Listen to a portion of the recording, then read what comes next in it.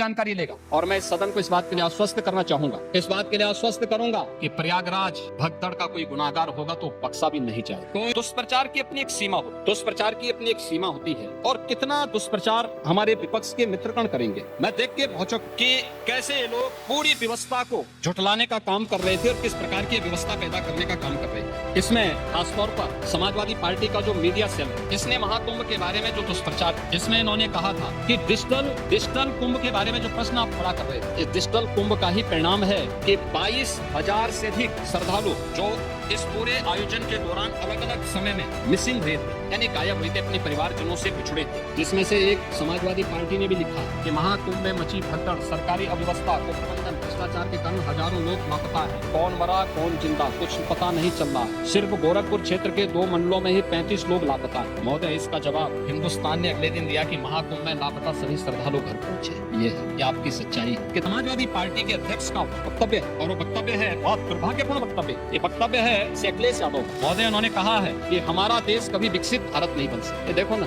ये क्या है ये? यानी एक राजनीतिक दल अपने देश के प्रति इतनी दुर्भावना रखता है, और इसलिए देश अब इस बात को कहने लग गया कि अगर सिर्फ राहुल गांधी की उपस्थिति भाजपा की जीत की गारंटी है तो उत्तर प्रदेश में से अखिलेश यादव की उपस्थिति भाजपा की जीत की निश्चित गारंटी। और समाजवादी पार्टी के सोशल मीडिया हैंडल को देखें, वो आपके संस्कारों के अनुसार ही भाषा का प्रयोग भी करते हैं, और जिस प्रकार की भाषा का उसमें प्रयोग किया जाता है, मुझे लगता है किसी भी सभ्य सोसाइटी के लिए वो भाषा कभी शोभा नहीं देती। आप लोगों के अपने संस्कार हो सकते हैं, आप लोगों का अपना व्यवहार हो सकता है, लेकिन कोई सभ्य समाज और कोई सभ्य सोसाइटी उसको कभी मान्यता नहीं दे सकती। इस समय में जब media, social media, visual media और प्रिंट मीडिया इतना आगे बढ़ चुका, और तब भी समाजवादी पार्टी इतना झूठ बोल रही है कि स्नान नहीं हुआ। और मेरा कहना है कि महोदय, राजनीति में थोड़ा बहुत प्रहसन चलता है, लेकिन प्रहसन को ही राजनीति बना दिया जाए, ये न्याय नहीं है। इतना बड़ा हमारी तो परंपरा है। अब गुरुद्वारा में जाइए, किसी मठ में, मंदिर में जाइए, लंगर फ्री में चलते हैं। कोई भी आएगा उसकी जाति नहीं पूछी जाती, पंथ नहीं पूछा जाता, क्षेत्र नहीं पूछा जाता, भाषा नहीं पूछा जाता। वो केवल इशारों से कर देगा। लोग सम्मानजनक से स्थिति मानकर उसका सम्मान करते हैं। ये भारत मान करुणा की हम पूजा करते हैं। आप क्यों भारत को बदनाम कर रहे हैं? मुझे अफसोस होता है आप भाजपा से लड़ते लड़ते भारत से लड़ने लगते। आपको कि आपने इस महत्वपूर्ण विषय पर नियम 56 के अंतर्गत इस संक्षिप्त चर्चा के लिए सदन को अवसर दिया है। मैं धन्यवाद देता हूं उन सभी माननीय सदस्यों को जिन्होंने अपने अनुभव से अपने विचार यहाँ पर रखे। हम लोग जब यहाँ पर मान्यवर इस चर्चा में भाग ले रहे हैं, उस समय प्रयागराज में 56 करोड़ 25 लाख से अधिक श्रद्धालु माँ यमुना और माँ सरस्वती की इस त्रिवेणी में आस्था की पावन डुबकी लगा चुके हैं। और जब हम सनातन धर्म के खिलाफ, माँ गंगा के खिलाफ, भारत की आस्था के खिलाफ या महाकुंभ के खिलाफ कोई भी अनर्गल प्रलाप करते हैं, कोई झूठा वीडियो दिखाते हैं, तो इन 56 करोड़ लोगों की आस्था के साथ एक खिलवाड़ है, भारत की सनातन आस्था के साथ खिलवाड़ है। और मैं विनम्रता से कहूंगा कि आयोजन किसी पार्टी विशेष का नहीं, किसी सरकार का नहीं था। मैं तो बार बार इस बात को कहता रहा हूं कि आयोजन समाज का, सरकार पीछे। सरकार सहयोग के लिए, अपने उत्तरदायित्वों का निर्वहन करने के लिए एक सेवक के रूप में हम लोग वहां पर हैं, और एक सेवक के रूप में अपने उत्तरदायित्वों का निर्वहन करने की हमारी जिम्मेदारी है। और उस निर्वहन के लिए हम लोग तत्परता के साथ अपनी जिम्मेदारियों का निर्वहन करेंगे, क्योंकि हमें अपनी जिम्मेदारियों का एहसास है। हमें भारत की सनातन परंपराओं के प्रति अगाध श्रद्धा का भाव है, और उन श्रद्धाओं को सम्मान देना वो हमारा दायित्व है। और ये हमारा सौभाग्य है कि इस सदी के इस महाकुंभ के साथ हमारी सरकार को जुड़ने का अवसर प्राप्त हुआ, और आयोजन के प्रति तमाम अफवाहों, तमाम प्रकार का दुष्प्रचार को दरकिनार करते हुए देश और दुनिया ने इस पूरे आयोजन के साथ सहभागी बनकर के इसे सफलता की एक नई ऊंचाई तक पहुंचाया। महोदय, भी आयोजन के 7 दिन बाकी संपन्न होने के, और जो मैंने आज दोपहर तक के आंकड़े बताए हैं, 56 करोड़ 25 लाख से अधिक श्रद्धालु अब तक प्रयागराज की त्रिवेणी में आस्था की डुबकी लगा चुके हैं। और इसीलिए जब यहाँ पे हमारे प्रतिपक्ष के जो माननीय सदस्य डॉक्टर आर.के. पटेल जी, श्री संग्राम सिंह यादव जी और श्रीमती आराधना मिश्रा, मोना जी जब अपनी बातों को यहाँ पे कह रही थी, तो मुझे आपकी बातों को देख करके सचमुच एक तरफ हमें एहसास है अपनी जिम्मेदारी, हमारी संवेदनाएं हैं उन सभी के प्रति जो लोग 29 जनवरी के एक स्टैम्पेड के शिकार हुए थे, उन सभी श्रद्धालुजनों के प्रति भी, या प्रयागराज कुंभ के दौरान जो आपने अपनी नोटिस में उल्लेख किया है, सोनभद्र की, अलीगढ़ की या किसी अन्य जगहों पर प्रयागराज महाकुंभ के आयोजन में भाग लेने के लिए या यहाँ से जाने के लिए जो लोग यहाँ से प्रयागराज महाकुंभ में महास्नान के बाद वापस जा रहे थे, सड़क दुर्घटना के शिकार हुए हैं, उन सबको हम श्रद्धांजलि देते हैं। हमारी संवेदना उन परिवारजनों के प्रति है। सरकार उनके साथ खड़ी है, हर संभव सरकार उनको मदद भी करेगी, लेकिन इस पे राजनीति करना कितना उचित, प्रश्न यही है। और इसीलिए मैं आपसे कहना चाहूंगा, जब आप अपनी बात कह रहे थे, मैं धन्यवाद दूंगा मान्य सदस्य श्री मनोज पांडे जी को, जिन्होंने उन अफवाहों की ओर ध्यान भी दिया, कि उल्लेख किया कि काहिरा का वीडियो लेकिन महाकुंभ के साथ जोड़ करके दुष्प्रचार किया जा रहा है, नेपाल का वीडियो महाकुंभ के साथ, झारखंड की किसी घटना को महाकुंभ के साथ, या देश के अंदर के किसी अन्य दुर्घटना को जूसी के साथ जोड़ करके दुष्प्रचार करके अफवाह फैलाने का जो कार्य हो रहा था, कौन लोग थे। और इसीलिए मैं कहना चाहूंगा कि बड़ा हसीन है इनकी जवान का जादू, लगा के आग बहारों की बात करते हैं। जिन्होंने रात में चुन चुन के बस्तियों को लूटा, वही नसीबों के मारों की बात करते हैं। महोदय, ये उर्दू नहीं है, ये सब हिंदी। आपको मैं बताना चाहता हूँ, आपको मैं एक और बात बताना चाहता हूँ, जो अभी नेता प्रतिपक्ष कह रहे थे, जब उत्तर प्रदेश की स्थानीय बोलियों को इस सदन में महत्व मिला, उनके द्वारा कहा जा रहा था, उन्होंने विरोध किया। ठीक उनकी सोच है, ये समाजवादी संस्कार भी है कि हर अच्छे कार्य का विरोध करना है, हर अच्छे कार्य का विरोध करना है। उन्होंने कहा कि हिंदी इस सदन की भाषा, तो हिंदी को तो हटाया। इस सदस्यों को एक छूट दी गई है कि किसी भी इन बोलियों में बोल सकता है, हिंदी में ट्रांसलेट की उसकी सुविधा मिलेगी। इस सुविधा है, थोपा नहीं गया। दूसरा, भोजपुरी हो, अवधी हो, बुंदेली हो या ब्रज हो, पांडे जी, इनकी लिपि भी देवनागरी है, कोई दूसरी लिपि नहीं है। संविधान के द्वारा घोषित जो व्यवस्था है, उसी के दायरे में सारा कार्य हुआ है। आप जैसे उम्रदराज व्यक्ति को तो इसका स्वागत करना चाहिए, इसका स्वागत करना चाहिए। ओह, मैं इसीलिए कह रहा हूँ, देवनागरी ही लिपि है और उसी दायरे में सारा कार्य हुआ। और इसीलिए मैं आपके संज्ञान में लाना चाहूंगा कि ये जो कार्य है, इस कार्य के साथ हमें उसी सकारात्मक भाव के साथ जुड़ना चाहिए। मैं आपके विरोध को कभी उसका न मैं उपास उड़ाता हूँ, न मैं उसको बहुत उसके साथ जोड़ता हूँ, क्योंकि मैं जानता हूँ आपकी आदतों। मुझे मालूम है आप लोगों के बारे में एक मान्यता ये भी है, मजबूरी भी है, और आपके बारे में मान्यता भी है कि आज के समाजवादियों के बारे में, जो जिस थाली में खाते हैं उसमें छेद करके फिर जाते हैं। और ये जो आप लोगों के बारे में मान्यता है,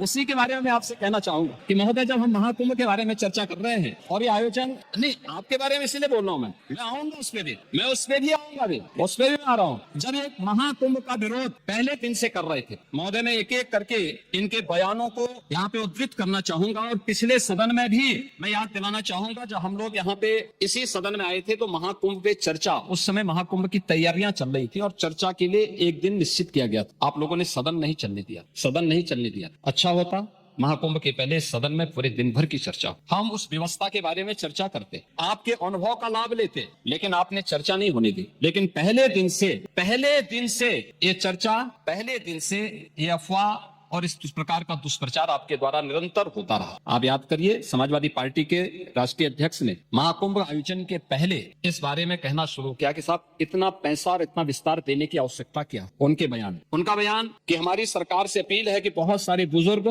जो 65 साल से ऊपर और 70 साल से ऊपर के लोग हैं, स्नान नहीं कर पाए। उसके बाद फिर उनके बयान आए, जब शुरू हो गया। फिर लगातार अगर समाजवादी पार्टी के सोशल मीडिया हैंडल को देखें, वो आपके संस्कारों के अनुसार भाषा का प्रयोग भी करते हैं, और जिस प्रकार की भाषा का उसमें प्रयोग किया जाता है, मुझे लगता है किसी भी सभ्य सोसाइटी के लिए वो भाषा कभी शोभा नहीं देगी। आप लोगों के अपने संस्कार हो सकते हैं, आप लोगों का अपना व्यवहार हो सकता है, लेकिन कोई सभ्य समाज और कोई सभ्य सोसाइटी उसको कभी मान्यता नहीं दे सकती। लेकिन उसके माध्यम से लगातार दुष्प्रचार किया गया। यही नहीं, ये भी मांग हुई। देखिए, आपकी पार्टी के ही नेता, आपके अध्यक्ष ने कहा कि हम मांग करते हैं कि अकबर का किला, जो बिल्कुल संगम नोच पर वहां जो वट वृक्ष है, उसकी पूजा करते हैं, और सरस्वती नदी भी वहीं से निकलती है। आप देखिए, यानी अक्षय वट का नाम भी उनको नहीं मालूम, सरस्वती कूप को सरस्वती नदी कहते हैं। ये आपका जनरल नॉलेज है। इन्होंने कहा महाकुंभ कोई शब्द नहीं, क्योंकि महायोजन के लिए बहुत सारा पैसा निकालना था, पैसे की बर्बादी करनी थी, इसलिए नाम भी इन्होंने महायोजन दिया। पहले दिन से ही राज्य सरकार आंकड़े दे रही है कि कितने लोगों ने पवित्र डुबकी लगाई है। जो लोग पवित्र डुबकी लगाने वालों की संख्या बता सकते हैं, वे यह नहीं बता पा रहे हैं कि कितने लोगों की जान चली गई। इनके एक सहयोगी, अरे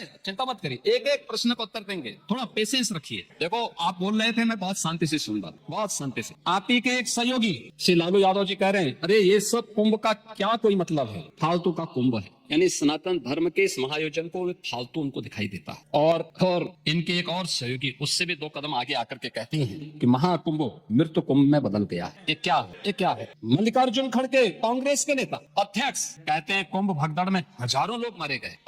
और जया बच्चन क्या कहती हैं? ये समाजवादी पार्टी की नेत्री है। इस देश में अभी सबसे बड़ा मुद्दा महाकुंभ भगदड़ की घटना है। उन मृतकों की सही संख्या बतानी चाहिए और जनता को सफाई देनी चाहिए। उन्होंने आगे क्या बात कही, उन्होंने कहा व्यवस्थाएं आम आदमी के लिए नहीं बल्कि वीआईपी के लिए थी। शवों को गंगा में बहा दिया गया, इससे पानी प्रदूषित हुआ है, यही पानी लोगों तक पहुंच रहा है। ये इस प्रकार के गैर जिम्मेदाराना बयान समाजवादी पार्टी, कांग्रेस, आरजेडी और टीएमसी के नेताओं के द्वारा सनातन धर्म के जुड़े हुए सबसे बड़े आयोजन के प्रति दिए गए। महोदय, मैं ये जानना चाहता हूं कि क्या सनातन धर्म का अनुयायी बनना या सनातन धर्म के किसी आयोजन को भव्यता के साथ करना क्या कोई अपराध है? उस आयोजन को उन सीमाओं के साथ, उस आस्था को सम्मान देकर के आगे बढ़ाना क्या कोई अपराध है? और अगर अपराध है तो हमारी सरकार इस अपराध को कर रही है और आगे भी करेगी, क्योंकि हम लोग ये मानते हैं सनातन धर्म इस देश का राष्ट्रीय धर्म है। सनातन धर्म की सुरक्षा में ही भारत के अंदर पल रहे हर मत और मजहब की सुरक्षा भी है और उनका सम्मान भी है और उनका गौरव भी है। और सनातन धर्म की सुरक्षा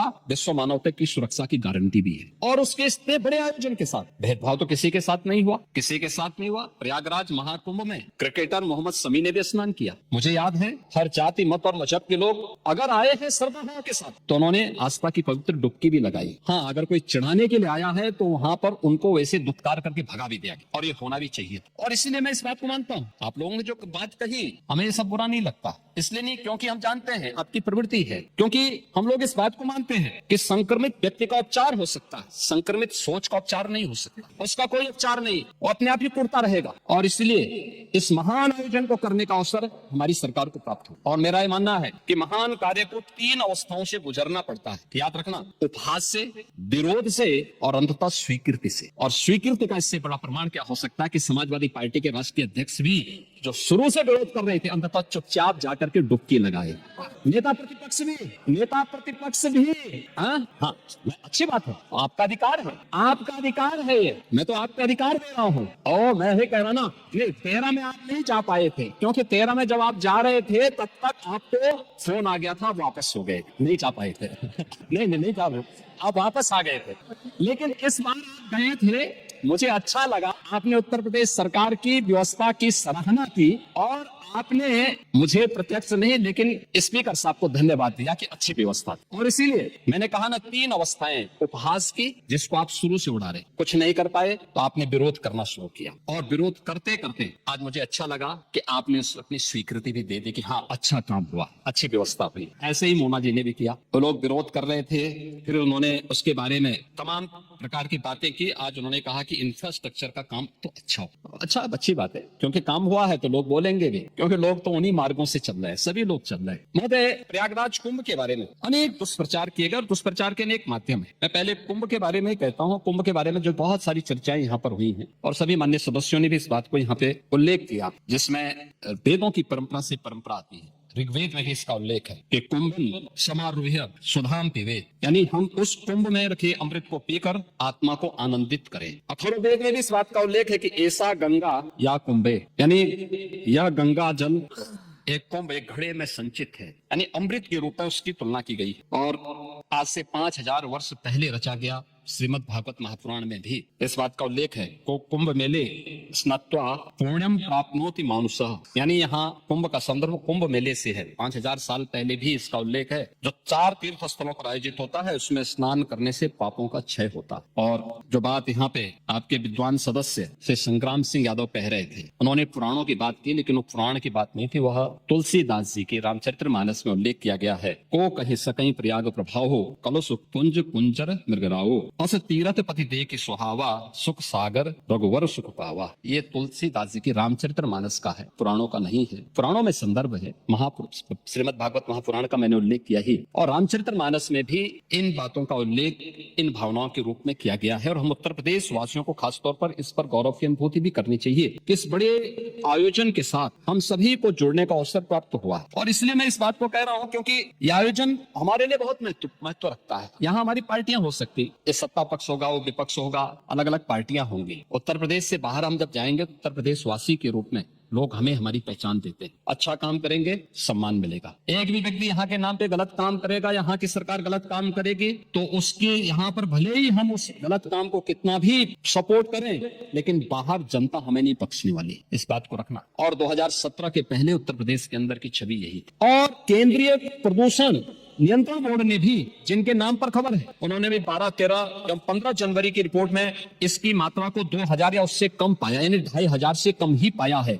यह भी इसमें मैं आपको स्पष्ट करना चाहता हूं। और महोदय, मैं इसीलिए कहना चाहूंगा कि ये जो नकारात्मक सोच है, दुष्प्रचार के माध्यम से महाकुंभ को बदनाम करने की साजिश का जो हिस्सा है, ये उन करोड़ों लोगों की आस्था के साथ खिलवाड़ है और किसी जाति, मत और मजहब से जुड़े हुई संख्या भी नहीं है और किसी वर्ग का भी नहीं है। इसमें गांव में एक सामान्य नागरिक भी आ रहा है, देश का बड़ा उद्योगपति भी आ रहा है, देश की महामहिम राष्ट्रपति भी आए, महामहिम उपराष्ट्रपति भी आए, माननीय प्रधानमंत्री जी भी आए, केंद्रीय मंत्रीगण आए हैं, स्पीकर साहब आए हैं लोकसभा के, यानी देश और दुनिया की हर सेलिब्रिटी वहां प्रयागराज आ रही है। उच्चतम न्यायालय के माननीय न्यायाधीश हो या हाईकोर्ट, तमाम उच्च न्यायालयों के माननीय न्यायाधीशों की संख्या, समाज का हर प्रयागराज के लिए उमड़ रहा, हर व्यक्ति आ रहा है। और क्या प्रचार करना बुरा था? क्या हमें उत्तर प्रदेश की किसी उपलब्धि को, उत्तर प्रदेश की किसी आयोजन को देश और दुनिया के सामने नहीं ले जाना है क्या? आपने प्रत्येक स्नान के समय वहां देखा होगा किस प्रकार की स्थितियां थी, श्रद्धालु हो या फिर पर्यटक हो, देशी हो या विदेशी पर्यटक हो, जो एक बार कुंभ में डुबकी लगाया और भूरी भूरी प्रशंसा की, व्यवस्था की प्रशंसा की, जल की प्रशंसा किया, आयोजन की प्रशंसा किया, एकात्मता की प्रशंसा किया। कौन भेदभाव हुआ है? कौन तुष्टिकरण हुआ? कौन सा तुष्टिकरण है? कौन सा तुष्टिकरण इसमें? ये तुष्टिकरण नहीं, 56 करोड़ लोगों के आने का संतुष्टिकरण है, भारत की संतुष्टिकरण है, दुनिया का संतुष्टिकरण है। ये बातें इस बात को एहसास कराती हैं कि भारत की ताकत का एहसास दुनिया कर रही है और उत्तर प्रदेश की ताकत का एहसास पूरा भारत कर रहा है कि हाँ, उत्तर प्रदेश इतने बड़े आयोजन को कर सकते। इस आयोजन के साथ जुड़ने का सौभाग्य उत्तर प्रदेश वासियों को प्राप्त हो रहा है और उत्तर प्रदेश में भी केवल प्रयागराज इस आयोजन को कर सकता है। यह सौभाग्य उत्तर प्रदेश के अंदर प्राप्त हुआ। मुझे अभी पिछले सप्ताह वाराणसी जाने का अवसर भी प्राप्त हुआ और वाराणसी मैंने देखा पिछले 1.5 महीने से लाखों की संख्या में श्रद्धालु आ रहा है, लेकिन वाराणसी वासी भी खुश हैं। अरे साहब, देश भर से लोग आ रहे हैं, काशी में वर्षों से लोग आते हैं, लेकिन लाखों की संख्या में हर दिन हो मुख्य मुख्य आयोजनों में होते थे, लेकिन लाखों की संख्या में अभिभूत होकर के जा रहा है। उत्तर प्रदेश के बारे में एक नई धारणा लेकर जा रहा है, लगातार लोग आ रहे हैं। अयोध्या धाम में वही स्थिति है, लोग बड़ी संख्या में आ रहे हैं, बड़ी श्रद्धा भाव के साथ अयोध्या के साथ जुड़ रहे हैं और अयोध्या के साथ जुड़ रहे हैं तो आध्यात्मिक रूप से पुणे के भागीदार भी बन रहे हैं, लेकिन साथ साथ यहाँ पर आर्थिक समृद्धि का द्वार भी खोल रहे हैं। आप मुझे बताइए कि जो स्थानीय स्तर पर आ रहा होगा, और ठीक है, हमने भंडारे के आयोजन किए। पांडे जी, मैं एक बात बताना चाहूंगा, आपके माननीय सदस्य कह रहे थे कि लोग भूखे रहे। ये हिंदुस्तान है, सनातन धर्म के आयोजन में कोई भूखो नहीं रहता, कोई भूखो नहीं रहता। हम माँ अन्नपूर्णा की पूजा करते हैं और इसीलिए पूजा करते हैं कि वो हमें इतनी सामर्थ्य दे कि हम दूसरों को भी खिला सकें। और यही हुआ प्रयागराज महाकुंभ में, जो आया भूखो नहीं गया। वाराणसी में सेवा चल रही है, अयोध्या में सेवा चल रही है, प्रयागराज में सेवा चल रही है और प्रयागराज, अयोध्या, काशी, इन तीनों ने अतिथि देवो भव का जो सबसे उत्तम उदाहरण हो सकता है वह भी प्रस्तुत किया। लेकिन जो लोग दुष्प्रचार कर रहे हैं, उनकी इस नकारात्मक राजनीति से वे अपना नुकसान पहुंचा रहे हैं। वे प्रदेश का हित नहीं कर रहे हैं, देश का हित भी नहीं कर रहे हैं। ये जो जनता जनार्दन संतुष्टिकरण के मार्ग से आगे बढ़ चुकी है, वह इस नकारात्मक राजनीति को पसंद करने को तैयार नहीं है। तमाम दुष्प्रचार के बावजूद भी जनता मानने को तैयार नहीं है। आप देख रहे होंगे, व्यवस्था करने में हमें कठिनाई हो रही है, लाइन लगी है, लोग, हर व्यक्ति आना चाहता है और उन सबका हम स्वागत भी करेंगे। हम व्यवस्थाएं दे रहे हैं, हर प्रकार का प्रयास कर रहे हैं अपने स्तर पर, लेकिन आप दूसरों को उपदेश दे रहे हैं, लेकिन चुपचाप स्नान करके चले आ रहे हैं। ये बड़ी विडंबना वाली स्थिति है। और अच्छा होता पूरे समाजवादी परिवार को लेके गए होते, आगे पीछे चच्चू को भी लेके चले गए होते, तो कम से कम 2013 में तो मैं उनकी मजबूरी मान सकता था, कम से कम 2025 में तो करवा करके पुणे के भागीदार बना देते। लेकिन आपने आज भी उनको पुणे का भागीदार बनने से वंचित कर। देखिए, भतीजे चले गए, चच्चू फिर वही का ठगा अपने आप बैठ कर नहीं। आप चलिए ना, एक दिन चच्चू को लेके जाइए, पानी जी आप जरूर आप जाइए, मल्होत्रा जी को भी लेके जाइए, आगे पीछे लोग चलेंगे, आपके साथ जाएंगे, बड़ी शोभा है। हाँ, ठीक है, अच्छा, बहुत सुंदर। नहीं होना चाहिए। आप जाएंगे तो आप बहुत सारी अच्छी चीजें वहां देख करके भी आएंगे और आप वहां बताएंगे भी। महोदय, कुंभ की मेले की व्यवस्था के लिए केंद्र और राज्य सरकार ने, यानी जो डबल इंजन की सरकार है, इसने कुल 7-7.5 हजार के आसपास रुपया खर्च किया है। इसमें कुंभ के आयोजन के लिए कुल 1500 करोड़ खर्च हुए हैं। शेष प्रयागराज और उसके आसपास की इंफ्रास्ट्रक्चर के 9 रेलवे स्टेशन के सुंदरीकरण हुए हैं, उसका विस्तार हुआ है, उसमें होर्डिंग एरिया बनाए गए हैं। प्रयागराज का जो सिविल टर्मिनल है, उसका विस्तारीकरण हुआ है, जहां पे पहले केवल 2 एरोड्रम थे, आज वहां पर 6 ऐसे एरोड्रम बनाए गए हैं, जिसके माध्यम से आप 6 एरोप्लेन को एक साथ वहां पे खड़ा कर सकते हैं और पार्किंग का काफी स्पेस दिया। और मुझे बताते हुए प्रसन्नता है कि पूरे महाआयोजन के दौरान, यानी कोई कल्पना नहीं करेगा कि अब तक 750 से अधिक फ्लाइट रेगुलर और चार्टर्ड प्लेन वहां पर उतर चुके हैं। यानी ये उत्तर प्रदेश के 3000 से अधिक ट्रेन भारतीय रेल ने चलाए और सचमुच भारतीय रेल का कार्य बहुत अभिनंदनीय रहा। बेहतर कोऑर्डिनेशन के माध्यम से माननीय रेल मंत्री स्वयं कोऑर्डिनेशन के साथ स्वयं जुड़े थे। लगातार मेरी उनके साथ बातचीत हो रही। रेलवे बोर्ड के अध्यक्षों या रेलवे के महाप्रबंधक या डीआरएम अन्य स्तर के सभी अधिकारियों पूरी तत्परता के साथ इस पूरे आयोजन के साथ और लाखों की संख्या में जितनी ट्रेन मेला स्पेशल चलाने की आवश्यकता पड़ी प्रयागराज से उनके गंतव्य तक पहुंचाने के लिए उन्होंने पूरा सहयोग इसमें किया है, जिससे ये आयोजन इतनी भव्यता के साथ इतने दिव्यता के साथ आगे बढ़ पाया है और इसको हम इस रूप में आगे बढ़ाने का काम कर पाए हैं और सबके प्रयास लोकल प्रशासन के साथ मिलकर के कार्य आगे बढ़ाए गए। मैं जो व्यवस्था के बारे में कर रहा था कि टेंटेज की जो व्यवस्था वहां पर की गई, आपने देखा होगा कि वहां पर जो व्यवस्थाएं थी इससे पहले 1.5 लाख से अधिक टेंट, 1.5 लाख से अधिक शौचालय, लगभग 500 किलोमीटर के चेकर्ड प्लेट, 30 पॉन्टून ब्रिज, 2000 से अधिक चेंजिंग रूम, 67,000 बिजली के पोल और street light, 125 ambulance, 7 river ambulance, 1 air ambulance, स्वच्छता के लिए 20,000 से अधिक सफाई जो कार्मिक हैं ये सभी वहां पर लगाए गए हैं। टॉयलेट की सफाई की मॉनिटरिंग के लिए यहाँ पे गंगा दूत 2,500 गंगा दूत लगाए गए हैं। घाट प्रबंधन के लिए भी सहयोग करने के लिए 5,000 कुंभ सेवा मित्र लगाए गए हैं। 10,000 अन्य कर्मचारियों को भी इस पूरी व्यवस्था के साथ जोड़ा गया है और लगभग पूरी व्यवस्था में सुरक्षा के लिए, यातायात प्रबंधन के लिए उत्तर प्रदेश सरकार के 75,000 से अधिक पुलिस अधिकारी, प्रशासनिक अधिकारी, कार्मिक, पुलिस कार्मिक और अन्य लोगों को इस पूरी व्यवस्था के साथ वहां पे जोड़ा गया। 2700 से अधिक सीसीटीवी कैमरे, 20 ड्रोन कैमरे और 6 लाख वाहन पार्किंग की व्यवस्था, जो मैंने आपको बताया कि 5,000 एकड़ से अधिक क्षेत्रफल में हमने केवल पार्किंग की व्यवस्था की। इसके अलावा शुद्ध पेयजल की आपूर्ति के लिए 1250 किलोमीटर की पाइपलाइन भी वहां बिछाई गई। इसके अलावा अन्य तमाम प्रकार के कार्यक्रम, फायर सेफ्टी का हो, जल पुलिस का एक नया बेड़ा एसडीआरएफ के माध्यम से जल पुलिस को वहां पे प्राप्त हुआ है, जहां पे कुंभ के आयोजन के दौरान कोई भी ऐसी दुर्घटना को रोकने के लिए कार्य हो सके। सिंगल यूज प्लास्टिक को वहां पे रोकने का पूरा प्रयास किया गया है और अन्य तमाम प्रकार के आयोजन के साथ ही कुंभ आयोजन में पहली बार आर्टिफिशियल इंटेलिजेंस का चैटबॉट का भी प्रयोग किया गया है, जिसके माध्यम से कुंभ सहायक चैटबॉट 11 भाषाओं में संवाद की एक सुविधा भी उपलब्ध करवाई गई, जिसका आप इस सदन में विरोध कर रहे हैं। कुंभ में कितना लोकप्रिय है उसके बारे में आप कभी मैं इसके बारे में बताऊंगा। और गूगल के साथ एमओयू हुआ है, जिसमें सेक्टर के रास्ते हो या सांस्कृतिक कार्यक्रमों का पता लगाने, इन सब की सुविधा भी वहां पर की गई है। इसके साथ ही क्यूआर कोड जारी किए गए हैं। किसी को कोई परेशानी होती है तो उसके माध्यम से वह अपने गंतव्य तक पहुंचने में सफल हो सके, इसके लिए ये व्यवस्था भी दी गई है। और डिजिटल एक्सपीरियंस सेंटर भी बनाया गया। महाकुंभ से जुड़े हुए एक डिजिटल कुंभ एक्सपीरियंस सेंटर को भी वहां तैयार किया गया। अस्पतालों में 6,000 बेड्स की व्यवस्था की गई है। 360 बेड का मेला कुंभ स्थल पर और 25-25 बेड के 2 नए अस्पताल भी अरेल और जोशी में, 20-20 बेड के 2 अस्पताल और 10-10 बेड के अतिरिक्त अस्पतालों की स्थापना भी वहां पर की गई है। 3,000 विशेष ट्रेन भारतीय रेल ने चलाए हैं, जिसके माध्यम से 13,000 से अधिक उनके फेरे प्रयागराज कुंभ की दिशा से वहां पर किए गए हैं और उनके साथ साथ 10 स्थानों पर होर्डिंग एरिया भी उन सभी क्षेत्रों में बनाने के कार्य वहां पर किए गए हैं। ये सभी आयोजन वहां पर किए गए हैं। महोदय, इसके साथ ही अगर हम देखेंगे कि 2013 में जो प्रयागराज कुंभ में आने वाले श्रद्धालुओं की संख्या थी वो मात्र 12 करोड़ और 55 दिन के आयोजन में 12 करोड़। और उस समय की स्थिति के बारे में अगर मैं चर्चा करूं, यद्यपि ये चीजें कितना आवश्यक है मैं ये नहीं कह सकता, लेकिन फिर भी मैं आपसे कहना चाहूंगा कि 2013 का आयोजन, उस समय की स्थिति क्या थी। उस आयोजन को उस दौरान एक हादसों के रूप में, अव्यवस्था के रूप में, भ्रष्टाचार के रूप में देखा गया। और जो हावड़ की बात कर रहे हैं, प्रभारी मंत्री के साथ हावड़ में क्या हुआ यह भी किसी से छुपा हुआ नहीं। उनको एयरपोर्ट से ही वापस आना पड़ा। उस समय जो बयान आए थे समाजवादी पार्टी के, उस समय उनके बयान आए थे, जो तत्कालीन सीएम ने बयान दिए थे। इन्होंने एक तो उस समय की तत्कालीन सरकार के रेल मंत्री पर आरोप प्रत्यारोप लगाने प्रारंभ किए। फिर ये भी कहा था, हम सभी जानते हैं कि घटना किसकी चूक से हुई है। उस समय एक बड़ी आग अग्निकांड की घटना भी घटित हुई, वो भी किसी से छुपी भी नहीं। महोदय, केक ने भी अपनी रिपोर्ट दी थी 2013 को। उन्होंने कहा था केक ने कि श्रद्धालु कुंभ मेले में आस्था की डुबकी लगा रहे थे,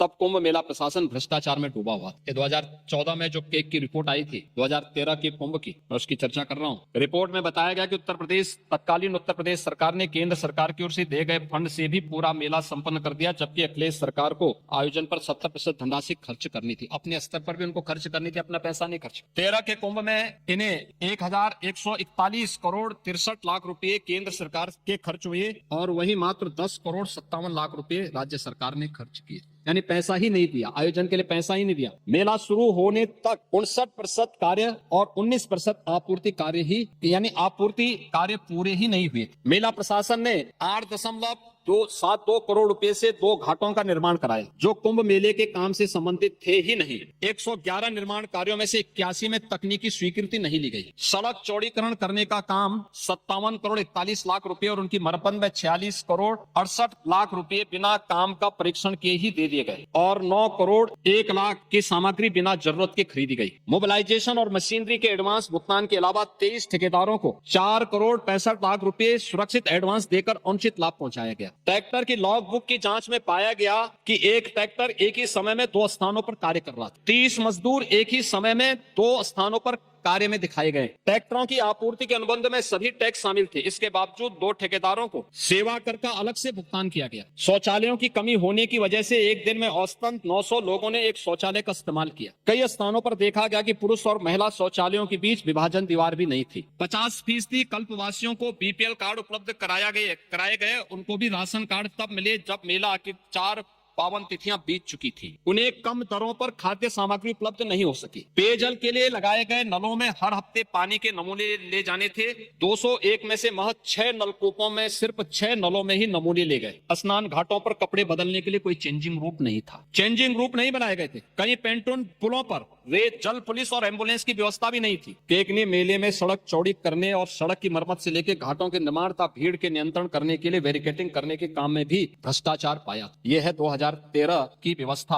और जो लोग स्वयं दुर्व्यवस्था के लिए जाने जा रहे थे उन लोगों ने कैसे इस पूरे आयोजन को बदनाम करने के लिए किया और मैं उसके बारे में भी आगे भी बताऊंगा। महोदय, ये हिमालयन इंस्टीट्यूट है प्रयागराज। उन्होंने कुंभ मेले की व्यवस्था के बारे में 3 महत्वपूर्ण बातों की ओर इस बार ध्यान आकर्षित किया है। जो बातें उन्होंने कही है कि आज प्रत्येक भारतीय के मानस पटल पर एक अनोखी जागृति आई और यह जागृति परम उदात्त और आध्यात्मिक शक्ति के ओद से कुंभ में आ रहे, किंतु हम लोग ऐसी विशालता और भव्यता हमें नहीं दिखाई दी। अनंत विविधताओं को अपने में समेटे हुए यह कुंभ मेला अपने आप में अद्वितीय है। इस मेले में सभी राष्ट्रों, धर्मों और विचारधाराओं वाले लोग भाग ले रहे हैं और लाभान्वित हो रहे हैं। यह मेला प्रगति के पथ पर अग्रसर महान भारत देश के आध्यात्मिक संपत्ति और उसकी सर्वांगीण संस्कृत सभ्यता की आराधना स्वरूप। दोस्तों, उन्होंने कहा समूचे विश्व के आध्यात्मिक जिज्ञासु तथा सामान्य मानव समाज कुंभ मेले के प्रति जागरूक हो गया। यह कुंभ मेला भारत के अगाध आध्यात्मिक परंपराओं के मूल स्रोत दर्शित करता है और प्रदर्शित करता है कि अनोखी विधि विश्व के अनेक विचारधाराओं को नेतृत्व कर रही है। तीसरा उन्होंने कहा कि कुंभ मेले का ऐसा रूप देने में कितना प्रयत्न करना पड़ा होगा, कितने संसाधन जुटाने पड़े होंगे, कितनी बुद्धि बल, धन, जनशक्ति, विशेष रूप से उच्च स्तरीय नेतृत्व शक्ति का संचय और सदुपयोग किया गया होगा। इसका अनुमान कुंभ मेले में प्रवेश करते ही हो जाता है। कुंभ मेले की सफलता की चोटी पर पहुंचाने के लिए सरकार के शीर्षस्थ पद पर विराजमान समस्त अधिकारी और प्रशंसा के धन्यवाद के पात्र हैं। इस महान पर्व को विश्व के मानचित्र पर सदा के लिए सर्वोच्च पद पर आसीन करने के लिए आप सबका हम सत नमन और आभार व्यक्त करते हैं। हिमालयन इंस्टीट्यूट ये पत्र जारी करता है अपने यहाँ से। महोदय, मैं केवल एक बात कहना चाहूंगा, मुझे आरोप प्रत्यारोप नहीं करना। जो लोग इस बात की चर्चा करते हैं कि हजारों लोग 29 के भगदड़ का शिकार हुए, उनको 1954 के कुंभ को भी देखना चाहिए। 1954 800 से अधिक श्रद्धालुओं की मौत हुई और यह दुर्भाग्यपूर्ण घटना तब हुई थी जब तत्कालीन प्रधानमंत्री और तत्कालीन महामहिम राष्ट्रपति एक दिन पहले महाकुंभ में भागीदार बने। 1976, 1974 और 1986 के कुंभ के आयोजन में सैकड़ों लोगों की मौत हुई। वो आज हमें आईना दिखाने का काम कर रहे। वे लोग आज इस महाआयोजन पर प्रश्न खड़ा कर रहे हैं। महोदय, वीआईपी कल्चर की बात वो करते हैं जो मुंह पे चांदी का चम्मच लेकर के ही पैदा हुए हैं। जीवन भर जिन्होंने वीआईपी सुविधा ली है, अगर थोड़ी सी वीआईपी सुविधा इधर उधर नहीं कि जमीन आसमान को एक कर लेते हैं। वे प्रयागराज महाकुंभ में वीआईपी कल्चर अगर कुंभ में होता तो आप मुझे बताइए 56 करोड़ लोग इन 38 दिनों में, इन 38 दिनों में क्या त्रिवेणी में आस्था की पावन डुबकी लगा पाते? समाजवादी पार्टी के माननीय सदस्य का यह कहना कि अमृत स्नान नहीं हुआ है या मुहूर्त के अनुसार नहीं हुआ है, अच्छी बात है कि अब आप मुहूर्त भी देखने लग गए। ये अच्छी बात कि आप लोग मुहूर्त देखने लग गए, लेकिन सच्चाई ये है कि मौनी अमावस्या के दिन जब ये दुर्भाग्यपूर्ण घटना घटित हुई तो उस समय प्रयागराज के अंदर मेला क्षेत्र में ही 5 करोड़ से अधिक श्रद्धालु थे। प्रयागराज सिटी पूरी तरह पैक, जिस सिटी की क्षमता ही 25 करोड़ जनसंख्या को अपने अंदर समाहित करने की हो, वहां अगर 25 लाख की जनसंख्या को अपने अंदर समाहित करने की हो, अगर वहां 2 करोड़ लोग आएंगे तो थोड़ा सुविधा तो हो। और ये 2 करोड़ लोग प्रयागराज सिटी और उसके अगल बगल के क्षेत्र में, सरकार ने 24 घंटे पहले से इस प्रकार की व्यवस्था भी दी थी। एक दिन पहले ही जौनपुर, मिर्जापुर, भदोई, चित्रकूट, महोबा, फतेहपुर, कौशाम्बी, प्रतापगढ़, इन सभी जनपदों में होल्डिंग एरिया बना करके वहां पे पार्किंग स्पेस दे करके श्रद्धालु जनों को रोका था। और महोदय लगभग 2 लाख बसेज वहां पे रोकी गई थी, यानी लगभग 2 करोड़ श्रद्धालुओं को हम लोगों ने इन क्षेत्रों में पहले दिन ही रोका हुआ। और मैं धन्यवाद दूंगा कि स्थानीय प्रशासन ने भी और स्थानीय जनता ने भी, उत्तर प्रदेश वासियों ने आतिथ्य सेवा का उत्कृष्ट उदाहरण प्रस्तुत किया इन जनपदों में। लगातार 24 घंटे तक, यानी एक दिन पहले 28 जनवरी को 5 करोड़ श्रद्धालुओं ने वहां स्नान किया महाकुंभ में। और भीड़ के उस प्रेशर को हम देख रहे थे, एक एक क्षण पूरा प्रशासन, पूरा शासन इसमें लगा रहा, एक एक क्षण लगा रहा। एक स्पेस की अपनी सीमा होती है, धरती की अपनी सीमा, वो असीमित नहीं है, आरोप प्रत्यारोप लग सकते हैं। और इसीलिए 28 तारीख को, 28 जनवरी की सायकाल को ही हम लोगों ने इन जनपदों में होर्डिंग एरिया बना करके उन्हें रोकने का कार्य किया था कि आप यहाँ पे रुकेंगे। और मैं अभिनंदन करूंगा उन सभी श्रद्धालु जनों का, उन पूज्य संतों का, जिन्होंने उसमें प्रशासन और शासन की व्यवस्था में भरपूर सहयोग किया। 24 घंटे में सभी श्रद्धालु वहां रुके रहे और किसी ने भी उतावलापन नहीं दिखा। बहुत शांतिपूर्ण तरीके से वे लोग वहां रहे। 29 की रात्रि में दुर्भाग्यपूर्ण घटना घटित होती है और 1:10 से लेके 1:30 बजे के बीच में घटना घटित, जब संगम नोच के पास अचानक अत्यधिक प्रेशर होने के बाद बैरिकेड्स टूटती हैं और बहुत सारे श्रद्धालु उस एरिया में आते हैं जहां पे एक प्रकार का होल्डिंग एरिया जो था वहां घुस जाते हैं। वहां पहले से बैठे हुए श्रद्धालुओं के ऊपर वे अचानक गिरते हैं और उसके बाद तब दुर्भाग्यपूर्ण घटना फिर वहां घटना घटित होती है, जिसमें 30 श्रद्धालु, जिसमें 66 श्रद्धालु उसकी चपेट में आए थे, जिन्हें तत्काल हॉस्पिटल पहुंचाया गया, जिसमें से 30 श्रद्धालु की मौत हुई। 36 श्रद्धालु, जिनमें 36 श्रद्धालु वहां पे स्थानीय मेडिकल कॉलेज में भर्ती किए गए। 30 में से 29 की पहचान हुई। उनके परिवारजनों ने बकायदा, क्योंकि कोई इस आयोजन के साथ जुड़ता है तो एक परंपरा होती है, लोगों की अपनी आस्था होती है, वो लोग ये मानते हैं, वो कहते हैं साहब पोस्टमार्टम मत करिए, घटना घटित हो गई है, हमारे साथ केवल एक हम पंचनामा बनाना चाहते हैं। उनकी रजामंदी की, और ये जो भी कार्य हुआ है ये मजिस्ट्रेट के सामने, पुलिस के सामने, प्रशासन के सामने, परिवारजनों के सामने, उनकी बॉडी को वे लोग लेके गए। एक की पहचान नहीं हो पाई, उनका डीएनए प्रिजर्व किया गया, उनका अंतिम संस्कार लोकल स्तर पर प्रशासन ने किया। 36 श्रद्धालु में से 35 को उनके परिजन लेके चले गए। एक श्रद्धालु अभी वहां पे उपचाराधीन है और स्थानीय मेडिकल कॉलेज में उनका उपचार चल रहा है। महोदय ये घटना वहां की थी, लेकिन अक्सर होता है, भगदड़ होती है, अव्यवस्था फैलती है, भगदड़ की स्थिति पैदा हो, लेकिन वहां पे तत्काल पुलिस ने भी और उसके लिए लगाई गई एजेंसियां भी, उन्होंने जब रेस्क्यू प्रारंभ किया तो ग्रीन कॉरिडोर बनाने में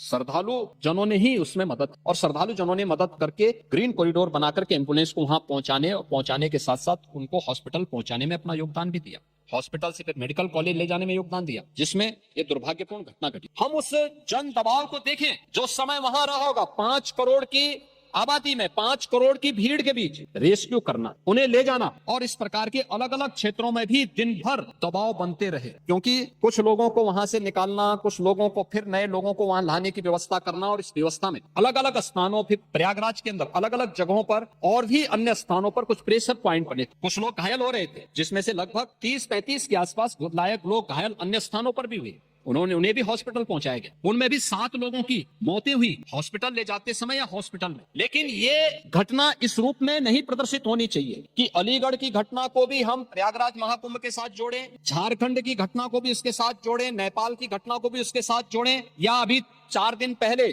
प्रयागराज में ही एक ट्रोला और एक बेलोरो के बीच में मुठभेड़ होती है और उसमें 10 श्रद्धालुओं की दुर्भाग्यपूर्ण मौत होती है। प्रयागराज कुंभ में आ रहे थे, उस दौरान एक आमने सामने की भिड़ंत में वो दुर्भाग्यपूर्ण घटना घटित होती है। सड़क दुर्घटना हमारे लिए एक चिंता का विषय है, और मैं लगातार इस सदन को, मैंने पिछली बार भी कहा था कि ये हमारे लिए चिंता का विषय है कि हर वर्ष हम लोग 20 से 25 हजार लोगों को खोते हैं सड़क दुर्घटना में, केवल उत्तर प्रदेश के अंदर खो रहे हैं। ये 20 से 25 हजार की याद कि जो लोग, हर इसमें से लगभग 55 से 60% जो आबादी है, जो मृतक हैं, ये सभी 18 से 40 के बीच की उम्र के लोग, नौजवान हैं। ये समाज की क्षति है, लेकिन उसके लिए जागरूकता के कार्यक्रम, हम लोग हेलमेट लगाने के लिए कहते हैं, लोग हेलमेट नहीं लगाते। हम लोग कहते हैं आप फ्रंट सीट में बैठ रहे हैं, सीट बेल्ट लगाइए, नहीं लगाते। बहुत सारे वीआईपी भी नहीं लगाते, बहुत सारे जनप्रतिनिधि भी इसमें लड़ने लगते हैं। अगर कहीं पे इन्फोर्समेंट की कार्रवाई होती है तो उस समय वो लड़ने लगते हैं, कहते हैं साहब हमें कैसे आपने वो कर दिया, हमें कैसे छेड़ दिया। अब ये व्यवस्थाएं तो बनाई गई, लेकिन इनको भी महाकुंभ के आयोजन के साथ जोड़ना, मुझे लगता है ये महाकुंभ के साथ न्याय नहीं होगा। और इसलिए मैं बड़ी विनम्रता के साथ कहूंगा कि जो ये बातें हो रही है कि राजनीति में जहां पर 56 करोड़ से अधिक श्रद्धालु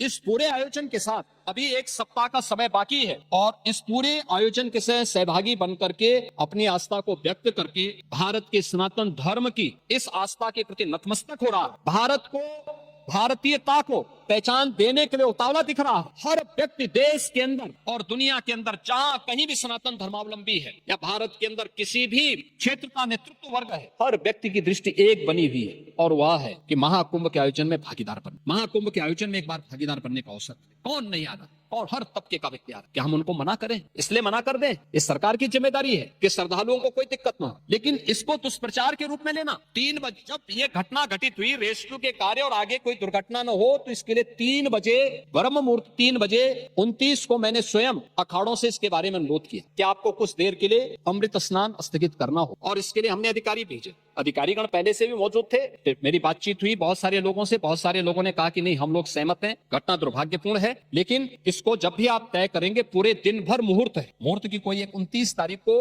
दिन भर का मुहूर्त था, कोई एक निश्चित तिथि समय नहीं था, और इसलिए जब भी आप कहेंगे हम उसके लिए उस समय अमृत स्नान करेंगे। पहले श्रद्धालुओं को ये अवसर मिलना चाहिए। और समाजवादी पार्टी के राष्ट्रीय अध्यक्ष का ये कहना या माननीय सदस्य संग्राम सिंह यादव का ये कहना कि लोगों ने स्नान नहीं किया या मुहूर्त में स्नान नहीं किया, ये सरासर असत्य है। ये मुझे लगता है तथ्यों को झुटलाने जैसी वक्तव्य है। अमृत स्नान हुआ, 6 मुख्य स्नान हुए, 6 स्नान हुए थे, उसमें 3 अमृत स्नान। 6 स्नान में पौष पूर्णिमा का 13 जनवरी को हुआ था पहला अमृत स्नान, ये मकर संक्रांति का था। इसके उपरांत मकर संक्रांति के बाद जो दूसरा अमृत स्नान था वह मौनी अमावस्या का था, वह 29 जनवरी को था। और इसमें भी सभी 13 अखाड़ों ने, जिसमें 7 शैव अखाड़े हैं, 3 वैष्णव अखाड़े हैं और 3 उदासीन अखाड़े हैं, इन सभी ने इस स्नान में भाग लिया था और सबने उस आयोजन का हिस्सा बना था। सबने अपनी आंखों से देखा है कि सभी लोग स्नान कर रहे हैं, लेकिन दुर्भाग्य है कि उस सच्चाई को भी समाजवादी पार्टी ने झुटलाने का काम किया। कह रही है कि साहब जो है अमृत स्नान नहीं हुआ, संतों पे लाठीचार्ज आप करते हैं, संतों का अपमान आप लोग करते हैं, संतों के बारे में किस किस प्रकार की दुर्भाग्यपूर्ण टिप्पणी आपका सोशल मीडिया प्लेटफॉर्म करता है, और आप लोग संतों के बारे में इस प्रकार की टिप्पणी करने के बाद आज कहते हैं उनकी वकालत कर रहे हैं। अरे संतों ने ही इस आयोजन को आगे बढ़ाया था, और संतों ने इस आयोजन में भागीदार बनकर के दूसरे अमृत स्नान में भी भागीदार बने थे, जो कुंभ का तीसरा स्नान था। और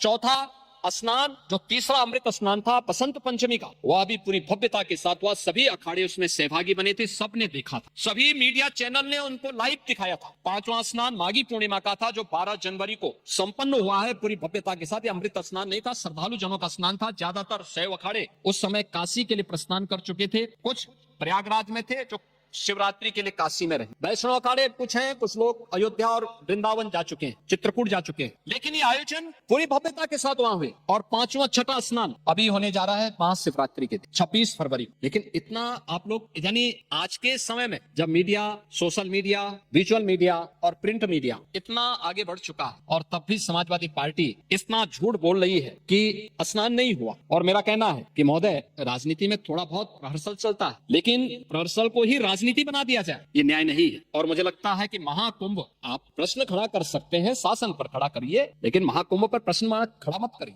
आस्था पर प्रश्न मार्क मत खड़ा करिए। और उसके बारे में जो आप इन बातों को कह रहे हैं, पहले आप लोगों ने कहा कि साहब संख्या बढ़ा चढ़ा करके कही जा रही है, उसको देखने के लिए स्वयं समाजवादी पार्टी के मुखिया वहां पहुंच गए कि वास्तव में भीड़ हो रही कि नहीं हो रही है। उन्होंने देखा तो अब कहने लगे साहब भीड़ ज्यादा हो रही है, लोगों को पूरा स्नान करने का मौका नहीं मिल रहा, आप तिथि और आगे बढ़ा दीजिए। आप देखो ना, मैंने इसीलिए कल कहा था, ये दोहरा चरित्र है इन लोगों का। पहले विरोध करते हैं, अब कह रहे हैं तिथि आगे बढ़ा दी। अभी चच्चू भी यही कह रहे थे, चच्चू कह रहे थे कि तिथि बढ़ा दीजिए। ये तिथि हम नहीं तय करते, ये तिथि नहीं तय, हम नहीं तय करते चच्चू। ये तिथि, ये मुहूर्त होता है, जो मैंने पहले भी कहा। आप हो सकता है कि उस स्तर को नहीं प्राप्त करेंगे, बगल में पांडे जी से पूछ लीजिए। पौष पूर्णिमा से शिवरात्रि के बीच में आयोजन होना है, शिवरात्रि की तिथि तय है, तो और शिवरात्रि की तिथि तय होने के कारण उससे आगे नहीं बढ़ सकते। मैं इसलिए बोल रहा है क्योंकि आप शांत हो गए ना। वैसे मैं आपको धन्यवाद दूंगा कि आपने मिल्कीपुर में सहयोग किया, मैं इसके लिए आपको बहुत बहुत धन्यवाद देता हूँ। चच्चू को बोल रहा हूँ, नहीं, चच्चू उसमें बहुत सहभागी, आप यहाँ भी सहयोग करने वाले हैं। महोदय, ये महाकुंभ का ये आयोजन जो आदरणीय प्रधानमंत्री जी के मार्गदर्शन में, पूज्य संतों के सानिध्य में इतना विराट आयोजन बना, ये एकात्मता का एक महाकुंभ। और मैं आपकी परेशानी समझ सकता हूँ, जो आपकी विभाजनकारी राजनीति, जो आपकी जाति जाति के बीच में विखंडन करने की राजनीति है, इसका जवाब देश ने भी दे दिया और उत्तर प्रदेश ने भी दे दिया। देश ने हरियाणा, महाराष्ट्र और दिल्ली की विजय के रूप में यह जवाब दिया है, और उत्तर प्रदेश ने मीरापुर, गाजीपुर, कुंदरकी, खैर, फूलपुर, मजवा, मिल्कीपुर और कटहरी के माध्यम से इसका जवाब दिया। पांडे जी, आपको प्रचार करने से किसने रोका? आप मुझे बताइए, यानी आप करहल जीत जाएं तो आपकी विजय, और अगर भाजपा कुंदरकी और कटहरी जीत रही है तो आप इसको स्वीकार करने को तैयार नहीं। यानी भारत की संवैधानिक व्यवस्था में आपका विश्वास नहीं। आप जनता का उपहास उड़ा रहे हैं, जो जनता जनार्दन वोट देने जा रही है उसका उपहास उड़ा रहे हैं, उसका अपमान कर रहे हैं। ये कहाँ की शोभा है? यानी ये, अरे अब देखिए, विषय आया था इसलिए मैं कह रहा हूँ, क्योंकि चच्चू ने बात कह दी कि आगे तिथि बढ़ा दिया जाए, तो मैंने कहा बढ़ाने का वो हमारे ऊपर नहीं है, ये शास्त्रों की परंपरा है, शास्त्रीय गणना, शास्त्रीय पद्धति, ज्योतिषी गणना के अनुसार ही होगी, और ये पौष पूर्णिमा से शिवरात्रि, महाशिवरात्रि के बीच में होना है, तो उन्हीं तिथियों में होना है। वैसे चच्चू कहीं भी जाके स्नान कर सकते हैं, कोई समस्या नहीं, उनके लिए सुविधा रहेगी, और प्रयागराज में पूरी सुविधा हम लोग देंगे महोदय। लेकिन एकात्मता का संदेश देने वाला महाकुंभ, पूरे आयोजन को हम लोगों ने उस रूप में जोड़ा है, और जो यहाँ पर चर्चा हो रही थी, एक जो भाव देखने को मिला है, एकात्मता का भाव, उस एकात्मता के भाव ने तो हम सबको और दुनिया को जरूर इस एकता के उस सूत्र में जोड़ने का कार्य तो किया। डिजिटल कुंभ पे भी प्रश्न खड़ा हो रहे, और महोदय मैं इसके बारे में भी आपसे चर्चा करनी, इसके बारे में मैं सदन का ध्यान आकर्षित करना चाहूंगा कि दुष्प्रचार की अपनी एक सीमा होती, दुष्प्रचार की अपनी एक सीमा होती है, और कितना दुष्प्रचार हमारे विपक्ष के मित्रगण करेंगे। मैं देख के भौचक कि कैसे ये लोग पूरी व्यवस्था को झुठलाने का काम कर रहे थे और किस प्रकार की व्यवस्था पैदा करने का काम कर रहे थे। इसमें खासतौर पर समाजवादी पार्टी का जो मीडिया सेल है, इसने महाकुंभ के बारे में जो दुष्प्रचार, इसमें इन्होंने कहा था कि डिजिटल कुंभ के बारे में जो प्रश्न आप खड़ा कर रहे थे, इस डिजिटल कुंभ का ही परिणाम है कि 22,000 से अधिक श्रद्धालु जो इस पूरे आयोजन के दौरान अलग अलग समय में मिसिंग हुए थे, यानी गायब हुए थे, अपने परिवारजनों से बिछड़े थे, जिसमें से एक समाजवादी पार्टी ने भी लिखा है कि महाकुंभ में मची भगदड़, सरकारी अव्यवस्था, कुप्रबंधन, भ्रष्टाचार के कारण हजारों लोग लापता है, कौन मरा कौन जिंदा कुछ पता नहीं चल रहा है, सिर्फ गोरखपुर क्षेत्र के 2 मंडलों में ही 35 लोग लापता है। महोदय, इसका जवाब हिंदुस्तान ने अगले दिन दिया कि महाकुंभ में लापता सभी श्रद्धालु घर पहुंचे। ये है, ये आपकी सच्चाई। कितना झूठ बोलेंगे, उसकी एक सीमा होती है। ऐसे ही द हिंदू ने दिया है, Mahakumbh stampede for missing Telangana women found से, ये हिंदू लिखता है कुंभ के बारे में। अपनों से बिछड़े 44 श्रद्धालु घर पहुंचे, ये गोरखपुर का है, और डिजिटल खोया पाया सेंटर लोगों को खोजने में कर रहा है मदद। 20,000 से ज्यादा पिछड़ों को अपनों से मिलाया। अमावस्या पर, मौनी अमावस्या में सबसे ज्यादा परिवार से हो गए थे दूर, और ये सभी लोग मौनी अमावस्या के दिन 8,725 लोगों को उनके परिजनों को सुपुर्द किया गया। मकर संक्रांति में पौष पूर्णिमा 13 जनवरी को, मकर संक्रांति 14 को और 15 जनवरी को 598 श्रद्धालुओं को उनके परिजनों से मिलाया गया, और बसंत पंचमी के दिन 2, 3 और 4 फरवरी को 813 श्रद्धालुओं को डिजिटल खोया पाया केंद्र की मदद से उनके परिवारजनों को मिलाने का काम किया। यानी दुष्प्रचार की भी एक सीमा होती है, और उस सीमा को भी आज आप लोगों ने पार करके इस पूरे आयोजन को बदनाम करने की कोई कोर कसर नहीं छोड़ी है। और इसलिए महोदय, जो भी आयोजन प्रयागराज में आयोजित हो रहा है, उस पूरे आयोजन के प्रति प्रदेश की सद्भावना है, प्रदेश वासियों का सहयोग है। स्थानीय स्तर पर थोड़ा बहुत लोगों को कठिनाई जरूर हो रही होगी, लेकिन वे आनंदित भी हो रहे हैं, अतिथि भी आ रहे हैं, और देश और दुनिया को देखने का एक अवसर भी उन्हें प्राप्त हो रहा है। इसके साथ ही इस आयोजन के साथ महोदय मुझे बताते हुए यह भी एक मैं थोड़ा बताना चाहूंगा कि यह आयोजन दुनिया का सबसे बड़ा आयोजन कैसे बन चुका है। दुनिया के जो सबसे बड़े आयोजन है, जिसमें जर्मनी का अक्टूबर फेस्ट, इसमें 72 लाख पर्यटक आते हैं। रियो कार्निवल ब्राजील का है, इसमें 70 लाख पर्यटक आते हैं, और हज मक्का में 25 लाख श्रद्धालु पहुंचते हैं। ये कुल दुनिया की आयोजन की स्थिति है, और अकेले महाकुंभ अभी 1 सप्ताह बाकी है, 56 करोड़ की सीमा लांघ चुका। महोदय, भारत और चीन के अलावा दुनिया में किसी भी देश की आबादी इससे ज्यादा नहीं है। यूरोपीय संघ की जो आबादी है वह कुल है 44 करोड़ 90 लाख, महाकुंभ में उससे भी ज्यादा लोग पहुंच चुके हैं। संयुक्त राज्य अमेरिका की आबादी है 34 करोड़ 66 लाख, उससे ज्यादा लोग महाकुंभ में आ चुके हैं। पाकिस्तान, बांग्लादेश, इनकी टोटल आबादी को भी जोड़ देंगे, उससे भी ज्यादा हमारे महाकुंभ में लोग आ चुके हैं। अकेले प्रयागराज उसको अपने साथ जोड़ रहा है, और इसलिए मैं आज के इस अवसर पर अपने विपक्ष के मित्रों से कहना चाहूंगा, आप इसके लिए सदन में में मुद्दा उठा सकते हैं, हमें कोई आपत्ति नहीं, हम रोक भी नहीं सकते, लेकिन शब्दों की मर्यादा का ध्यान जरूर रखें जब आप सोशल मीडिया में या मीडिया में कोई वक्तव्य देते हैं। दूसरा, जब आप कोई टिप्पणी करते हैं कि हजारों की संख्या में मौत हो गई, अलग अलग लोगों ने, समाजवादी पार्टी के नेता भी थे, कांग्रेस के नेता भी थे, जिन्होंने इस प्रकार के गैर जिम्मेदाराना बयान दिए। हमें उन तथ्यों को देखना चाहिए जो मैं कह रहा हूं कि डिजिटल कुंभ जिनको आप मृतक बता रहे हैं, जिसमें एक प्रयागराज के महोदय, एक प्रयागराज के ही सज्जन है, हम उनका भी दे रहा हूं, भगदड़ में जिसे मृत माना वो 13वें के दिन घर पहुंचा, ये प्रयागराज के हैं है ना। अब उसके बाद भी ये सज्जन आपके जीरो रोड के खूंटी गुरु के घर लौट आए, यानी ये मौनी अमावस्या के स्नान पर्व पर भगदड़ के बाद से लापता थे। हादसे में लापता खूंटी गुरु को मृत मानकर उनकी 13वीं की तैयारी हो चली थी। शाम को भोज के लिए मोहल्ले में तैयारी चल रही थी कि तभी तक वो ई रिक्शा से उतरे और अब बताओ, ये दुष्प्रचार आप ही लोग कर रहे थे। आप देखिए, एक खूंटी गुरु कई दिनों से घर नहीं लौटे थे और 13वीं में 13 ब्राह्मणों को भोज कराने की तैयारी हो रही थी। खूंटी गुरु ही रिक्शा से उतरे और उनको देखने के लिए आयोजन ही निरस्त करना पड़ा फिर। तो मैं आप सबसे कहना चाहूंगा, ये 20,000 लोग हैं तो नहीं भाई, अब वहां आप जैसे महापुरुष कुछ रहे होंगे, वहां कैमरा लेकर खड़े रहे होंगे देखने के लिए कि अब इसके बाद लोगों के कमेंट लेंगे, लोगों से बुलवाएंगे कि देखिए साहब सरकार कोई व्यवस्था नहीं कर पाई, हो गया। और तब तक वे स्वयं ही प्रत्यक्ष रूप से मूर्त रूप में प्रकट हो गए। उन्होंने कहा ये नमूनों में विश्वास मत करो, ये झूठ के सौदागर हैं, मैं तो अभी जीवित हूँ, मैं तो ऐसे भंडारे का आनंद ले रहा था पूरे प्रयागराज। तो मैं इसीलिए कह रहा हूँ पांडे जी, मैं इसीलिए कह रहा हूँ महाकुंभ में कोई भूखो नहीं रह सकता। और हिंदुस्तान का पेट इतना बड़ा है, हमारी तो परंपरा है, अब गुरुद्वारा में जाइए, किसी मठ में मंदिर में जाइए, लंगर फ्री में चलते हैं, कोई भी आएगा उसकी जाति नहीं पूछी जाती, पंथ नहीं पूछा जाता, क्षेत्र नहीं पूछा जाता, भाषा नहीं पूछा जाता, वो केवल इशारों से कर देगा। लोग सम्मानजनक स्थिति मानकर उसका सम्मान करते हैं। ये भारत मान पूर्णा की हम पूजा करते हैं, आप क्यों भारत को बदनाम कर रहे हैं? मुझे अफसोस होता है आप भाजपा से लड़ते भारत से लड़ने लगते। मैं एक वक्तव्य आपका दिखा रहा हूँ, आपके समाजवादी पार्टी के अध्यक्ष का वक्तव्य है, और वो वक्तव्य है बहुत दुर्भाग्यपूर्ण वक्तव्य। ये वक्तव्य है अखिलेश यादव महोदय, उन्होंने कहा है कि हमारा देश कभी विकसित भारत नहीं बन सकता। ये देखो ना, ये क्या है ये, यानी एक राजनीतिक दल अपने देश के प्रति इतनी दुर्भावना रखता है, और इसलिए देश अब इस बात को कहने लग गया है कि अगर श्री राहुल गांधी की उपस्थिति भाजपा की जीत की गारंटी है, तो उत्तर प्रदेश में से अखिलेश यादव की उपस्थिति भाजपा की जीत की निश्चित गारंटी। और ये गारंटी उपचुनाव ने दे दिया है, ये उपचुनाव दे चुका हो। ठीक ही बात है, पप्पू और टप्पू में बहुत अंतर थोड़ा है, नाम का असर होता है। चच्चू ने वैसे थोड़ा नाम रखा, तो ठीक है चच्चू भी शांत है, लेकिन समय आने पे अपना होश दिखाएंगे। महोदय, मैं विनम्रता से कहूंगा कि महाकुंभ पे राजनीति न, अपनी बात को रखें शालीनता के साथ, मर्यादा के साथ, लेकिन जो लोग जीवित हैं, अपने परिवार के साथ मिल रहे हैं, उनको मृतक मत। और पांडे जी, आप तो इतने बुजुर्ग हैं, इतने वरिष्ठ हैं, हमारे यहाँ तीर्थ यात्राएं होती थी, लोग जाते थे, बड़ी श्रद्धा के साथ जाते थे, हमारी आस्था है, कैसे आप इसको रोक सकते हैं? लेकिन उनको बदनाम मत करिए, उनकी श्रद्धा के साथ खिलवाड़ मत करिए। मैं तो तेलंगाना का भी उदाहरण आपको दे दिया, उत्तर प्रदेश का मैंने दिया, गोरखपुर का मैंने दिया, प्रयागराज का मैंने दिया। और जो लोग प्रयागराज में भगदड़ के शिकार हुए हैं या फिर विभिन्न रोड एक्सीडेंट के शिकार हुए हैं, सरकार की पूरी संवेदना है, सरकार उनके साथ खड़ी होगी। और इन सभी घटनाओं की जांच करने के लिए इसीलिए सरकार ने एक जुडिशियल कमीशन का गठन भी किया। जुडिशियल कमीशन अपना काम कर रहा है, तथ्य भी मांगेगा, जानकारी भी मांगेगा, और एक स्तर की जानकारी लेगा। और मैं इस सदन को इस बात के लिए आश्वस्त करना चाहूंगा, इस बात के लिए आश्वस्त करूंगा कि प्रयागराज भगदड़ का कोई गुनाहगार होगा तो बख्शा भी नहीं जाएगा। कोई भी होगा,